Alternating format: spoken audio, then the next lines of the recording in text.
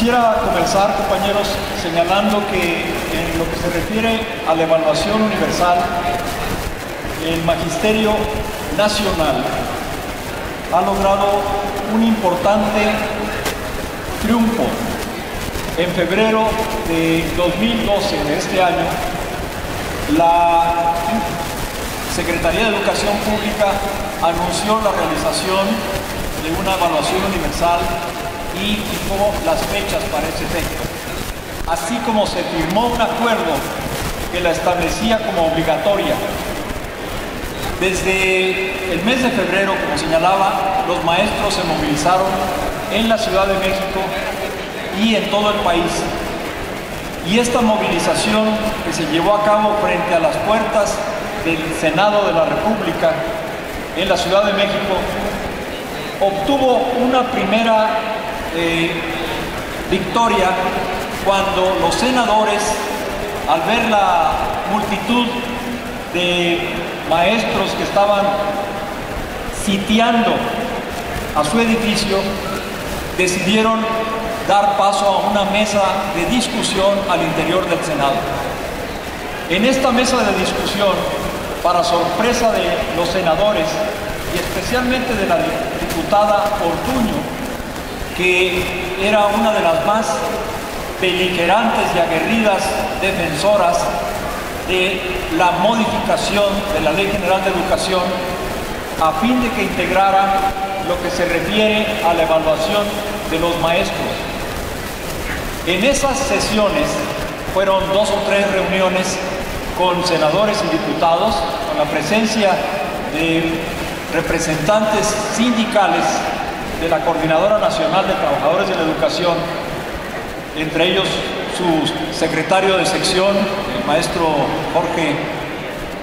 Estuvimos también algunos profesores universitarios, y lo importante ahí fue ver que los maestros y los profesores teníamos muchos argumentos en contra de la evaluación universal, que no solo había la capacidad para cerrar las calles, sino también para cerrar el paso a esta propuesta en el terreno de lo legal y en el terreno de lo pedagógico educativo.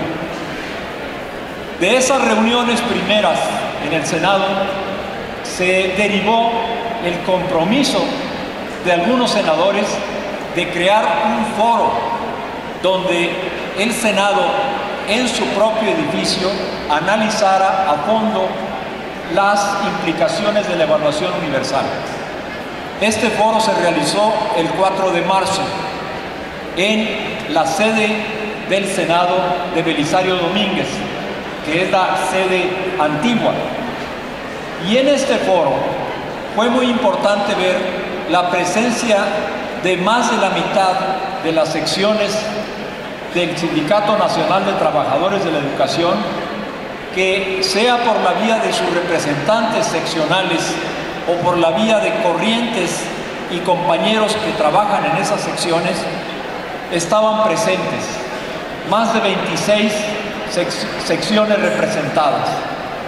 Esto fue muy importante porque con esto los senadores y diputados se armaron de valor, además de que se armaron de argumentos, como para establecer una serie de condiciones, una serie de principios que deberían normar cualquier evaluación en el magisterio, así como también se opusieron claramente a que se modificara la Ley General de Educación. Eso fue muy importante porque dio arranque a una serie de logros fundamentales. En primer lugar, efectivamente el movimiento magisterial logró que se detuviera la modificación de la Ley General de Educación. Esta estaba ya con los dictámenes aprobados, lista para pasarse al piso del Senado, y sin embargo, gracias a este foro, a estas movilizaciones, a estas argumentaciones, fue posible que los senadores decidieran que mejor no iban a dar el paso a la aprobación de las modificaciones a la Ley General de Educación. que eran muy importantes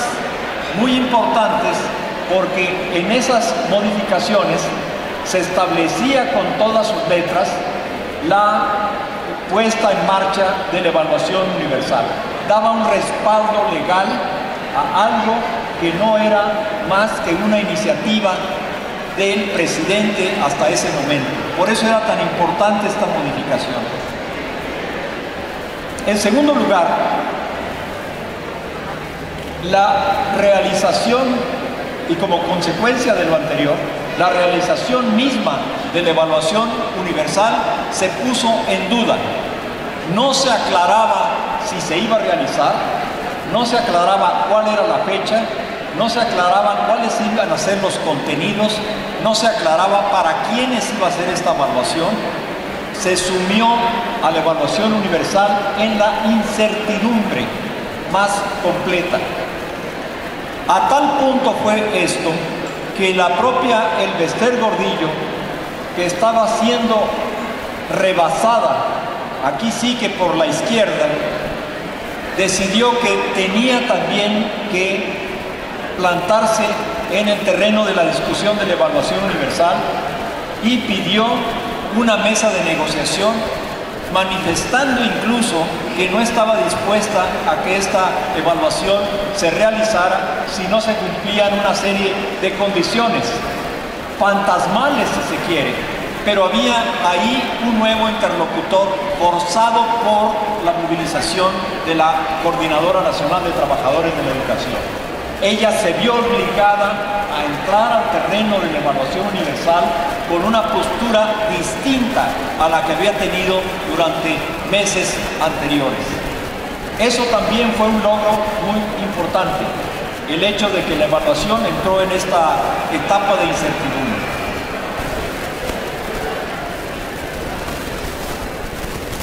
En tercer lugar, el acuerdo mismo de la evaluación universal se pone en crisis cuando éste dice con todas sus letras que será una evaluación obligatoria y la Secretaría de Educación Pública se ve obligada a decir que va a ser voluntaria.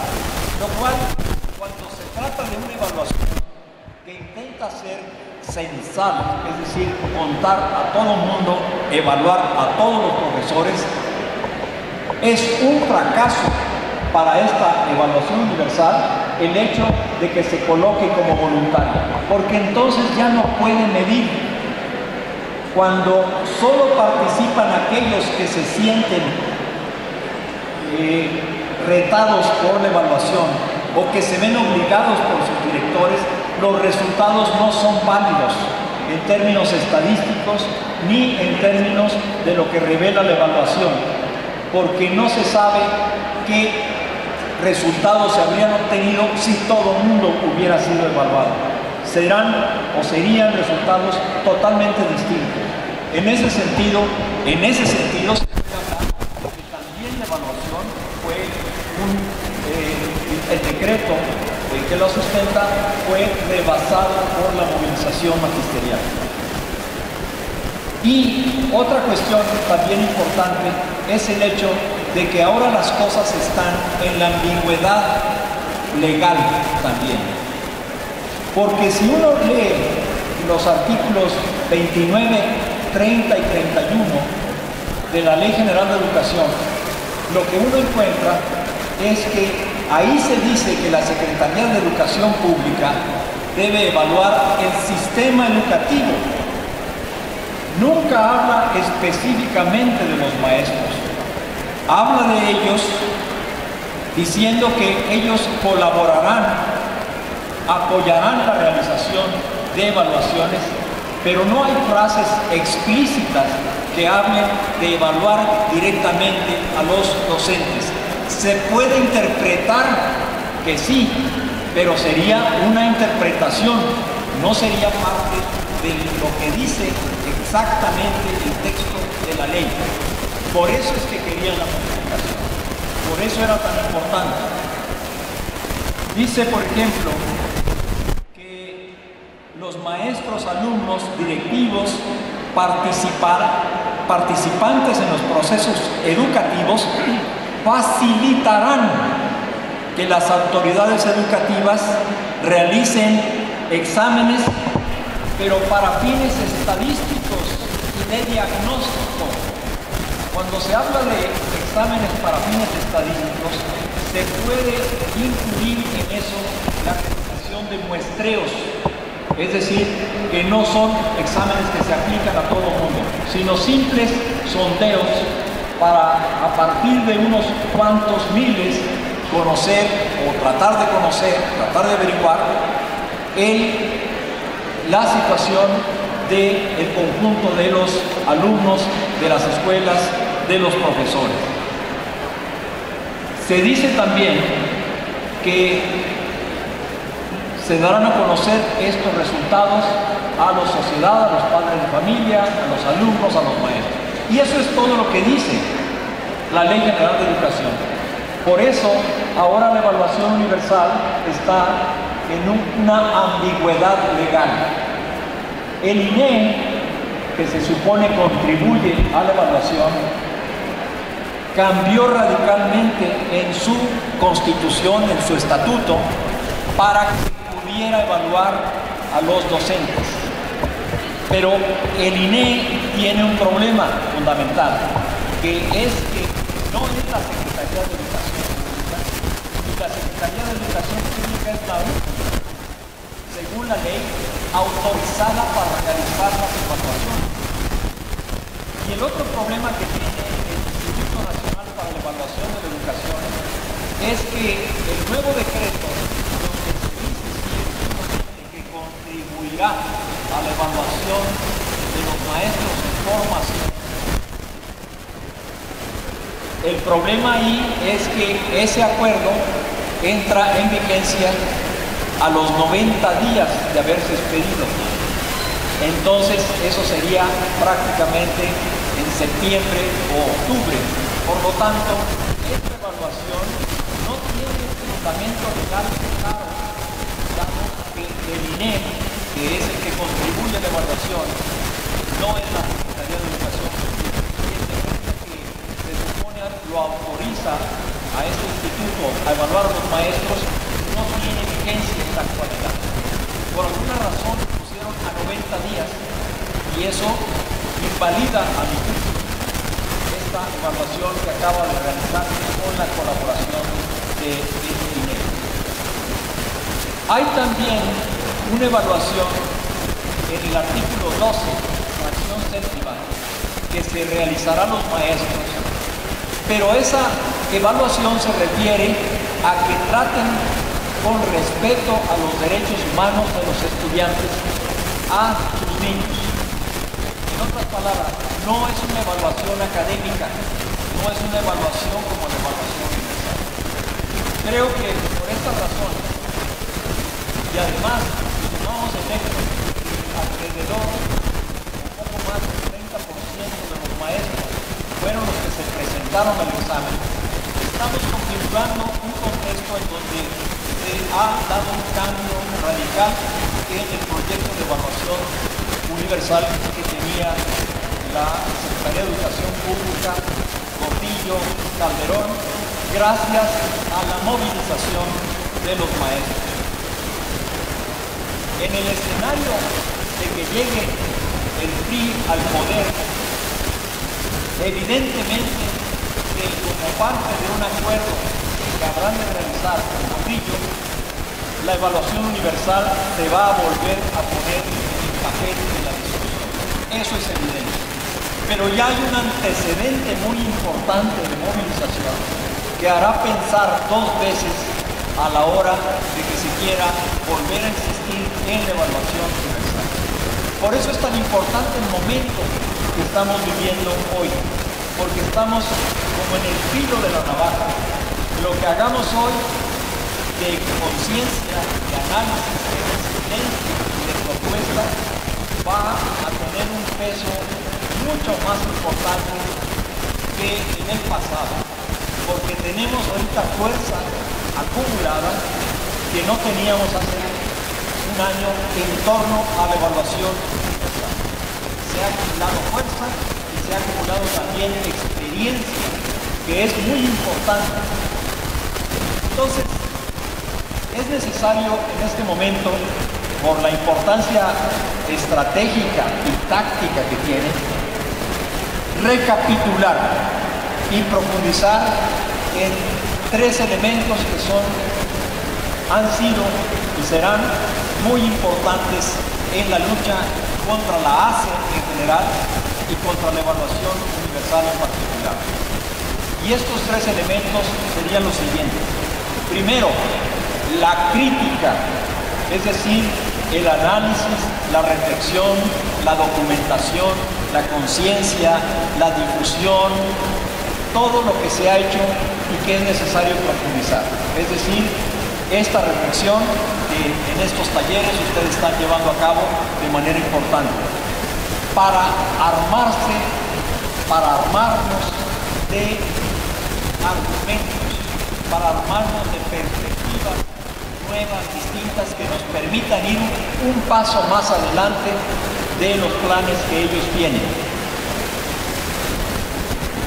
Entonces dedicaré los siguientes minutos de mi intervención sobre todo a la parte de la crítica y de la propuesta, porque creo yo que la movilización está como muy clara en lo que puede aportar. La movilización creo que podemos verla como un elemento indispensable para que se pueda dar una negociación, un diálogo, un enfrentamiento de argumentos que permita mover los cimientos de la ACE y de la evaluación universal. No voy a insistir mucho en eso, salvo en la necesidad de legitimarla lo más posible en el futuro, para que las propuestas se conviertan paulatinamente y cada vez más en una forma de resistencia nueva, distinta, que surge desde las propias escuelas. Empezando por la crítica, quisiera recordar lo que ya se decía desde marzo de este año. Un primer importante argumento que pudimos manejar frente a los diputados y senadores, frente a la opinión pública, es el hecho de que no estamos en el día 1, en el primer día de la evaluación, en la historia de la evaluación en México. Tenemos ya casi 25 años de evaluaciones. Hay exámenes estandarizados del Ceneval desde 1994 que evalúan a todos o la gran mayoría de los que buscan ingresar a la educación media superior y superior. Evalúan a los egresados del nivel medio superior y a los egresados del nivel superior. Y se prevé que evaluaran también a los profesionistas cada 5 años. Se evalúan los programas de estudio de todas las universidades del país. Se evalúan los maestros con la carrera magisterial a partir de 1993 también. Se evalúan las instituciones, se evalúan las escuelas con los programas de calidad, se evalúan los programas de posgrado por el CONACYT, se evalúan los niños de educación básica, primero a través del Instituto Nacional para la Evaluación de la Educación y luego con enlace. Se evalúan los candidatos a profesores, se evalúa el llamado concurso de oposición y hasta la Organización para la Cooperación y el Desarrollo Económico mete las narices también para evaluar aquí en el país. En total, más de 100 millones de personas, niños, jóvenes, adultos, maestros, instituciones, programas han sido evaluados. Y después de 25 años casi de evaluación, lo que podemos ver, y lo ve también la Secretaría de Educación Pública, lo ven los empresarios, lo ve la OCDE, la Organización para la Cooperación y el Desarrollo Económicos, lo vemos los maestros de todos los niveles, lo ven los padres de familia, y los ve el magisterio mismo, es que la educación en México no ha mejorado. Es decir, que la evaluación que se suponía iba a ser un instrumento de calidad en la educación no está dando los frutos que se proponía, que se prometía iba a dar. ¿Dónde está el dinamismo de la educación cuando estamos los maestros cubiertos por una lápida de burocracia? ¿Dónde están las grandes iniciativas desde las bases magisteriales cuando no se les permite reunirse de manera independiente y decir sus quejas y sus propuestas? ¿Dónde está el gran cambio, la revolución educativa, cuando los maestros se han convertido cada vez más en operadores, meros empleados de la Secretaría de Educación Pública? Entonces sí podemos ver que ante este argumento no tienen respuesta, porque ellos mismos afirman cada vez que quieren instaurar una nueva iniciativa que se necesita más calidad en la educación. Esta evaluación se ha convertido en un mecanismo de vigilancia. Cuando se podía hacer un muestreo a nivel nacional, tomando un grupo de cada zona y evaluar nada más a un grupo de cada zona del país, y en lugar de hacer eso se evalúa a todos los grupos, a todos los maestros, en realidad lo que se busca es tener un control individual sobre cada uno de los profesores y sobre cada uno de los grupos. Con una computadora hoy es posible para la Secretaría de Educación Pública poner la clave del maestro, su nombre y apellido, y saber el historial de resultados que han tenido los grupos en los que ha estado dando clases. Y en el momento oportuno le puedes sacar al maestro: mire maestro, usted esto, usted aquello, usted en tal año acá, todo el historial, a todos y cada uno de los maestros del país. Ese es un arma poderosísima en manos de la vigilancia, de la supervisión, del control, del dominio, de la subordinación. Por eso es que la educación no mejora, entre otras cosas. Es también esta idea de la evaluación una propuesta mercantil, en el sentido de que piensa que si yo me doy cuenta que soy el quinto de la clase, voy a querer ser el primero. Y si me doy cuenta de que soy el peor maestro de la escuela, según el examen de evaluación universal, entonces voy a sacar fuerzas de esta humillación y voy a convertirme en el mero mero. Esa idea de competencia, de derrotar a los otros, de ser mejor que todos, es la que está detrás de esta idea de evaluar y entonces poner a las personas en una lista: el que tiene 3 estrellitas, el que tiene 2, el que tiene 1, y los demás son la masa informe. Esta idea tan poco humana, tan poco civilizada, es la que está detrás de la idea de mejorar la educación. Y por eso es que la educación, que es algo mucho más complejo, mucho más humano y mucho más civilizado, simplemente no mejora. Este fracaso de la educación evaluada, de la educación estrechamente evaluada, se debe al hecho de que es una evaluación también, además de que es una evaluación para competir, además de que es una evaluación para subordinar, para vigilar, está el problema de que es una evaluación que lo único que tiene como objetivo es clasificar. Ustedes ven la prueba enlace, por ejemplo. ¿Y cuál es el resultado de la prueba enlace?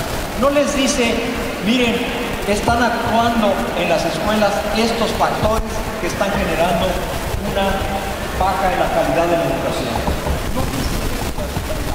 Lo único que nos dice es: 70% está en nivel tal o insuficiente, y el resto está en niveles de bueno y excelente. ¿Y de qué nos sirve saber eso si no sabemos cuáles son los factores, los mecanismos, las razones por las cuales esto se repite año tras año, tras año, tras año. Clasifica, pero no explica. Una evaluación en ese sentido de cuentachiles nada más. Es una evaluación de mercado, de contar los tomates, de clasificarlos, decir estos están maduros, estos casi están maduros, estos están verdes y estos están muy verdes. ¿Y luego para qué? Absolutamente para nada, porque una evaluación como esta no sirve para conocer qué está pasando en las escuelas. ¿Por qué?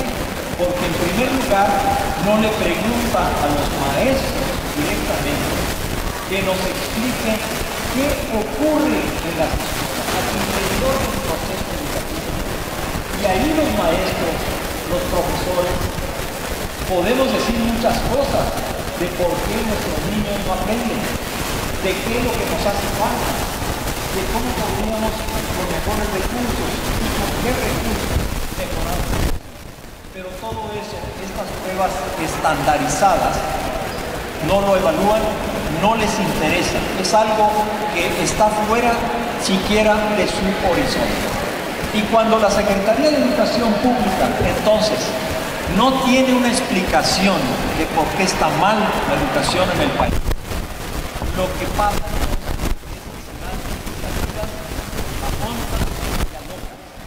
es como si ustedes, y es un ejemplo que ya he puesto muchas veces, es como si hay un niño enfermo en la casa y se llama al médico y el médico dice vamos a tomarle la temperatura en la mañana, a mediodía y en la noche.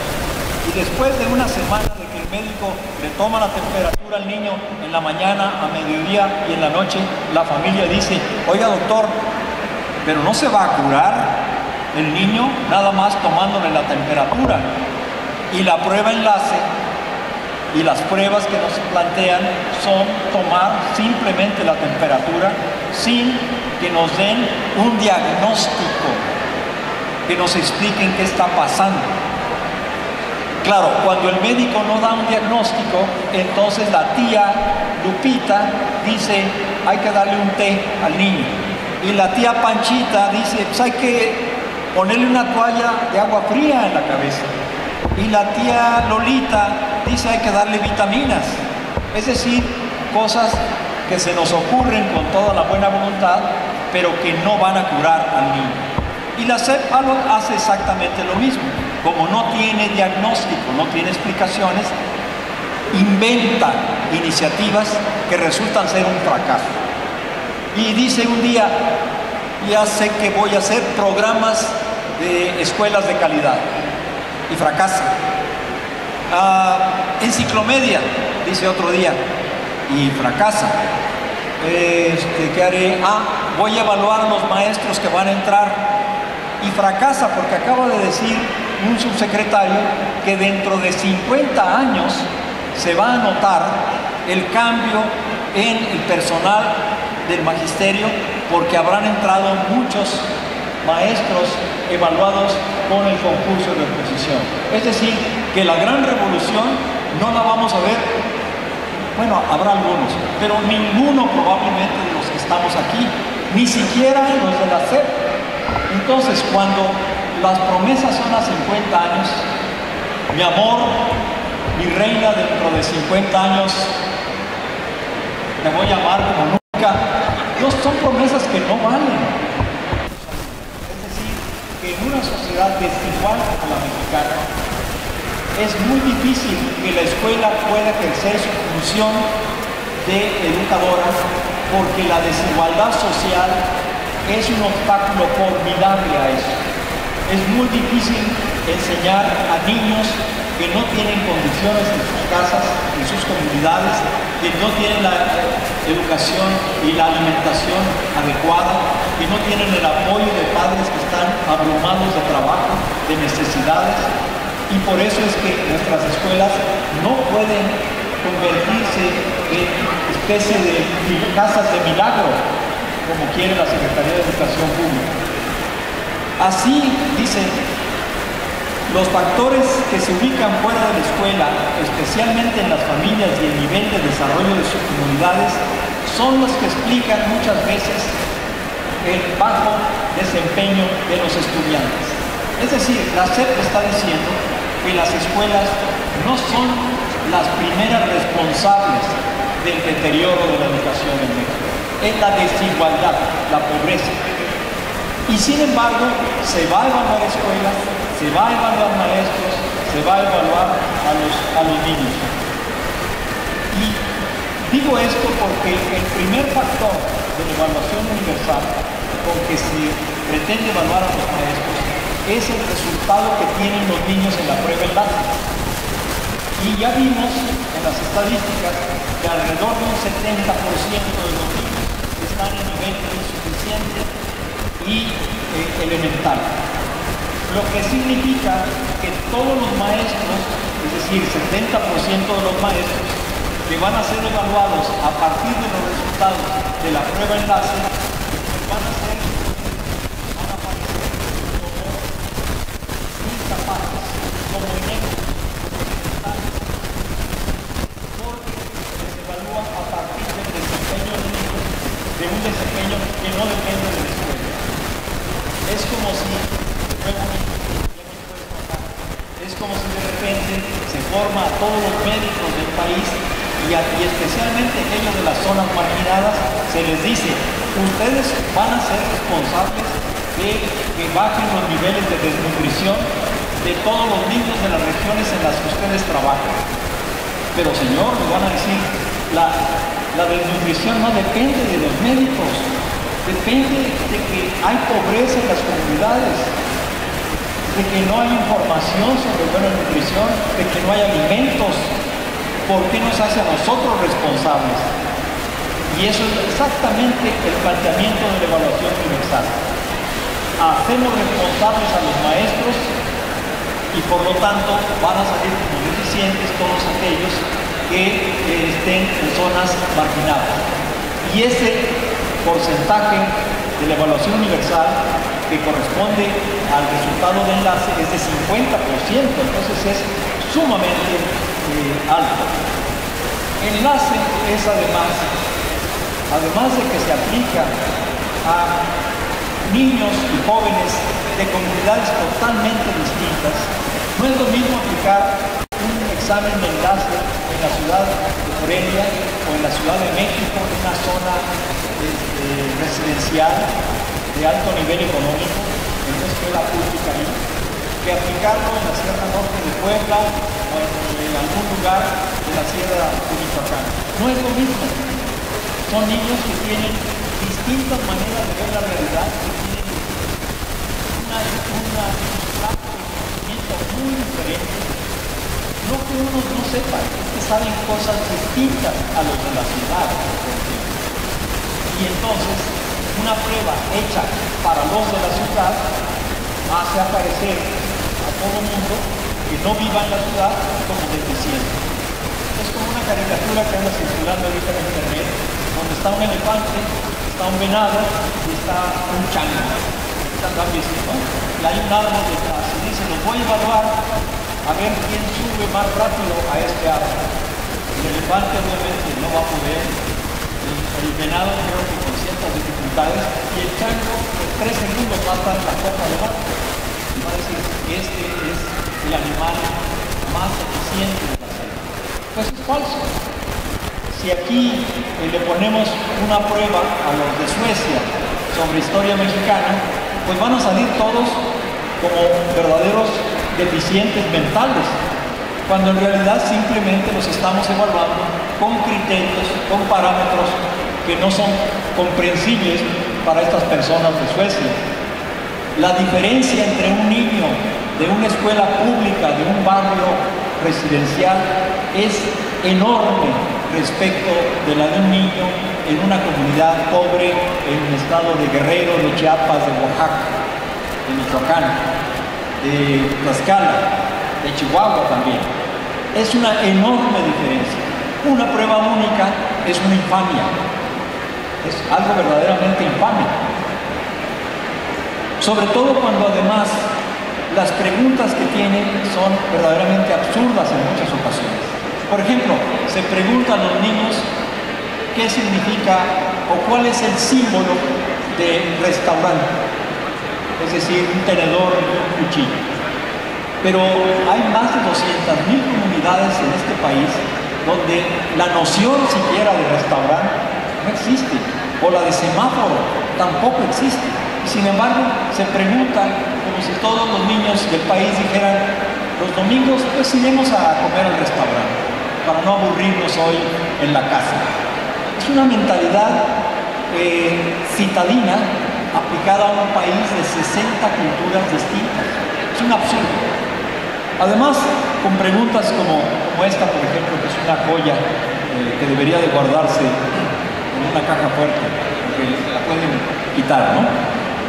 La 138 de la prueba enlace. ¿Cuál de las siguientes actividades ayuda a conservar los recursos naturales? A. Cuidar el consumo de animales y alimentarnos solo de animales. B. Cuidar el consumo de animales y alimentarnos solo de vegetales. C. Cuidar el consumo de aquellos que necesitan pocos años para reproducirse.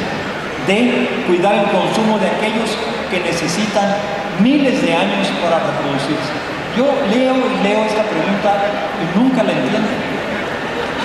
Nunca la entiendo siquiera. Entonces yo veo a un niño de 12 años, 11 años frente a esta pregunta y lo veo sufrir, porque dice: bueno, aquí me están midiendo a ver si yo sirvo o no, si soy elemental o soy insuficiente.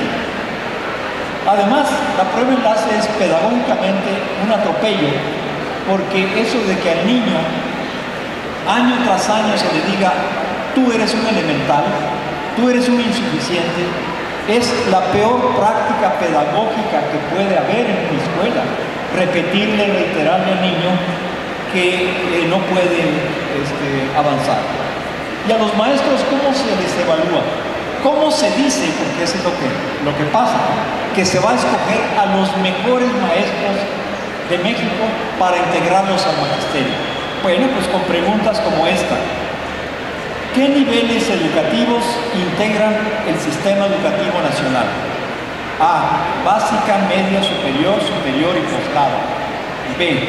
Inicial, preescolar, primaria, secundaria, media, superior y superior. C. Inicial, básica, media, superior y superior. D. Básica para el trabajo, media, superior y superior. En esta pregunta, ¿qué se está midiendo? Pues qué tan burócrata es el profesor, qué tanto se sabe al dedillo. Yo lo desconozco totalmente, la mera verdad, tampoco puedo responder a esto, pero lo entiendo, por lo menos entiendo la pregunta, porque depende mucho de si la fuente es la ley, o son los informes presidenciales, o son las intervenciones que tiene el secretario de Educación Pública. Hablan de todas estas maneras muchas veces. Entonces habría que preguntarse primero, según quién, cuáles son los niveles del sistema educativo nacional, según quién o qué fuente. Pero bueno, lo importante es que esta pregunta no nos dice absolutamente nada sobre si este maestro tiene buenas prácticas pedagógicas, si sabe entender a los alumnos, si sabe dialogar con ellos, si sabe poner ejemplos, si sabe organizarlos para ir a una visita a un museo o a un campo a ver la vegetación, los animales, los insectos. No nos dice absolutamente nada de eso. Y revisen el examen y verán que hay muchas preguntas que van en ese sentido. Entonces, la prueba enlace no es un buen criterio para evaluar a los niños, ni tampoco a los maestros. Segundo elemento que tiene la prueba, la evaluación universal, son los llamados estándares. ¿Qué significa eso de estándares? Significan prácticas, actitudes que tiene el maestro en el salón de clase. Esa es como una definición aquí hechiza que podemos hacer, porque ellos tienen definiciones muy complicadas, pues, de lo que son los estándares. ¿Qué se quiere que haga el maestro en el salón de clase? Y lo que se quiere que haga son 25 cosas específicas. Es decir, hay una serie de grupos de expertos que consultan a algunos maestros que se han reunido, hicieron un listado de probablemente decenas de estándares y después de mucho discutir, sin consultar a los propios maestros, al conjunto de los maestros, decidieron que un buen maestro es aquel que tiene estos 25 comportamientos o actitudes en el salón de clase. Voy a leer 23 nada más de ellos, desahogo 2. Dice, se va a evaluar si el maestro detalla contenidos en la planeación, o sea, contenidos de conocimiento en la planeación o preparación de la enseñanza. Se va a evaluar si el maestro especifica el propósito del uso de dichos contenidos, para qué van a servir. Se va a evaluar si utiliza estrategias didácticas en el salón de clase, si especifica los mecanismos de evaluación a los niños, si propicia relaciones interpersonales con los estudiantes, si maneja bien al grupo, si en clase demuestra conocimiento de la asignatura, si relaciona una asignatura con otra, si conecta su asignatura con el contexto de los estudiantes, si presenta el programa del curso, si atiende de manera diferenciada a los estudiantes, si organiza bien al grupo, si procura que se establezcan relaciones de aprendizaje estudiante-estudiante, si usa recursos didácticos, si maneja bien el espacio dentro del aula, si maneja bien el tiempo dentro del aula, si sus indicaciones y explicaciones son claras, si hace buenas preguntas a los estudiantes, si lleva a cabo actividades dirigidas, si lleva a cabo actividades no dirigidas, si propicia la autoevaluación de los estudiantes, si hace comentarios evaluatorios a los estudiantes, si rescata y sistematiza los conocimientos previos. Todas estas, queridos compañeros maestros, son las nuevas funciones que ustedes tendrían que desarrollar en el aula como parte de la evaluación universal. Estas se decidieron, quién sabe dónde, quién sabe a cargo de quién, a partir de qué informaciones y sin que se haya realmente experimentado. ¿Cómo se va a evaluar? Pues tiene que haber dentro del aula, para ver lo que hace el maestro, a ver qué hace con estas 23 cosas. Primero, si cumple con estas 23 cosas, tiene que haber ahí una persona que lo evalúe. Y en concreto nos dice que van a ser 3 personas. Un evaluador que va a llegar a visitar cada escuela, un colega maestro y el director de la escuela. Ellos se van a sentar muy quietecitos y silenciosos allá atrás, con un cuaderno o bitácora le llaman, en donde se va a evaluar cada una de estas actitudes o prácticas de estos estándares. Y se va a evaluar en 4 niveles: poco adecuado, adecuado, perdón, la primera es inadecuado, o sea, como insuficiente, pues. Es como la prueba enlace, nomás que ahora para los maestros. Inadecuado, poco adecuado, adecuado, muy adecuado. Entonces, multipliquen 4 por 23, creo que nos da algo así como cerca de 100. Entonces va a haber 100 posibilidades distintas de evaluar al maestro a cargo de las bitácoras de cada uno de estas personas que van a estar allá atrás en el salón. Yo digo que al cuarto estándar, ellos mismos ya se van a hacer bolas. ¿Qué le pongo? ¿Adecuado? No, muy adecuado. Les ponemos muy adecuado. Es decir, se va a convertir en un procedimiento totalmente burocrático.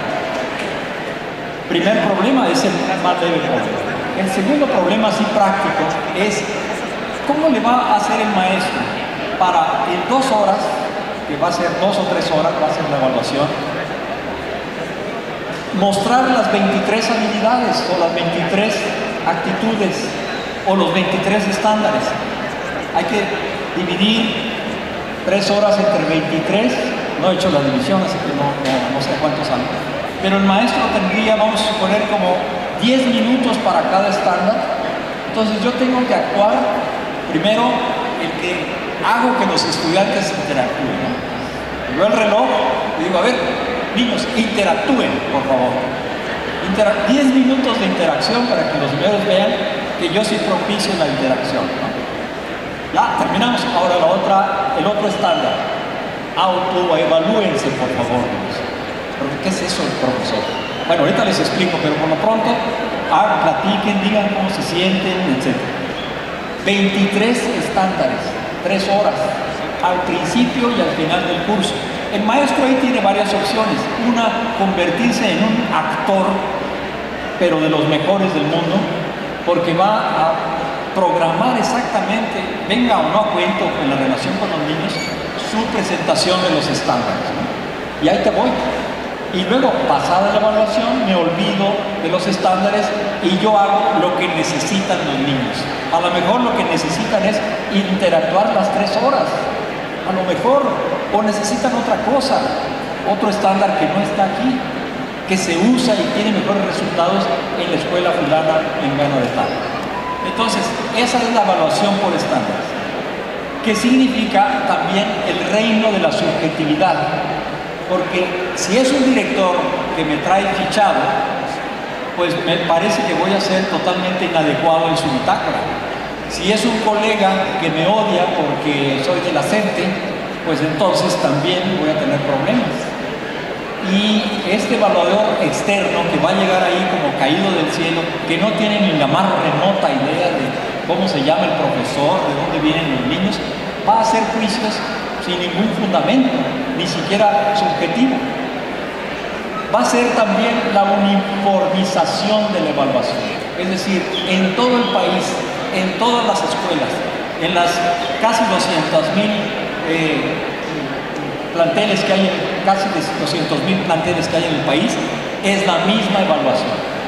Es también la robotización de la enseñanza, convertir a los maestros en especies de robot. Como en una computadora yo programo la función 1, la 22, la 18, la 12, la 13, la 14, la 23, etc. Le doy un golpe a la tecla y el maestro empieza a funcionar en esas... Es un refuerzo de la centralización de la educación. Porque en la Ciudad de México este grupo de expertos determina que estas son las evaluaciones, los estándares que hay que analizar y no otros. En fin, había muchas cosas más que decir de la evaluación universal, pero quisiera pasar al otro elemento importante, que es de la propuesta. Yo creo que en el curso de estas discusiones que hemos tenido desde febrero, se han delineado algunos principios que me parece son orientadores, más que una receta de cómo hacer una propuesta alternativa, principios orientadores que los maestros puedan retomar y usarlos para ver qué se puede hacer a nivel de cada escuela, a nivel de cada zona, de cada región, de cada entidad federativa y de toda la nación, para generar propuestas alternativas de evaluación. Estos principios son los siguientes. Ellos plantean, voy a leer así como aparece en esta ponencia del 4 de marzo. Ellos plantean que la evaluación es sobre todo un acto de gobierno. Es lo que dicen los empresarios, la SEP, los funcionarios de las entidades federativas, siempre conciben a la evaluación como algo del gobierno. El gobierno nos evalúa, el gobierno decide, el gobierno hace acuerdos, el gobierno. Cuando la evaluación y la educación debería ser un proceso que fuera fundamentalmente educativo, no un acto de gobierno, un acto educativo. Ellos plantean que la evaluación es sobre todo un acto de gobierno. Nosotros luchamos por una evaluación que esté fundamentalmente en manos de estudiantes, alumnos, maestros, padres de familia, comunidades.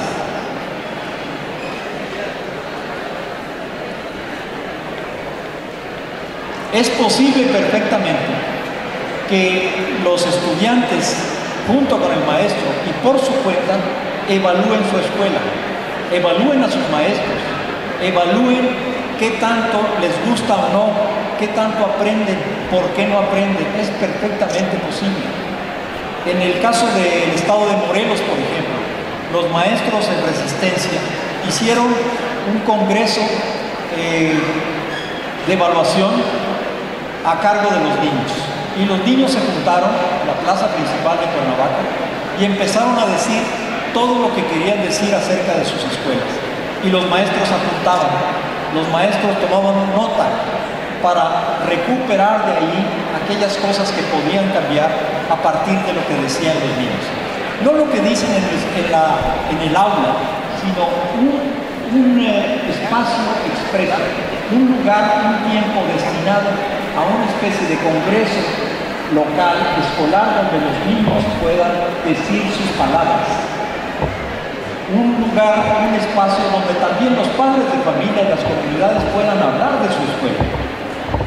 Un lugar donde los maestros puedan hablar con las comunidades, con los padres de familia y explicar qué está pasando en la escuela, por qué hay problemas, que no hay materiales, que no hay apoyo, etc.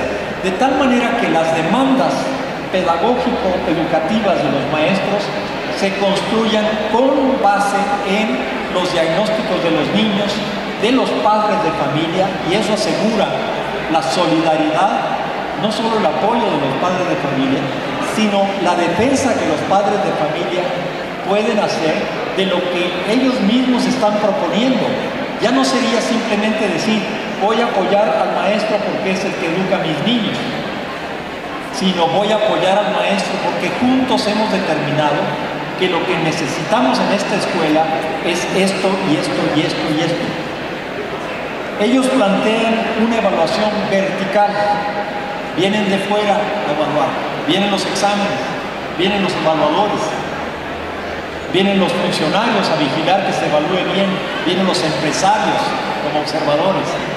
Ellos plantean una evaluación vertical, nosotros planteamos una evaluación horizontal, pero no que se quede solo a nivel de las escuelas, sino que permee hacia arriba, con demandas convergentes, de tal manera que si 10, 15 o 20 escuelas están de acuerdo en que la biblioteca escolar tiene que ser de otra manera, esa se convierte en una demanda ya no solo de una escuela que no tiene mucho peso, sino una demanda que puede retomar la sección sindical, una demanda que puede convocar a las comunidades, a los padres de familia y crear una fuerza social que en este momento todavía no tenemos en muchas de nuestras luchas.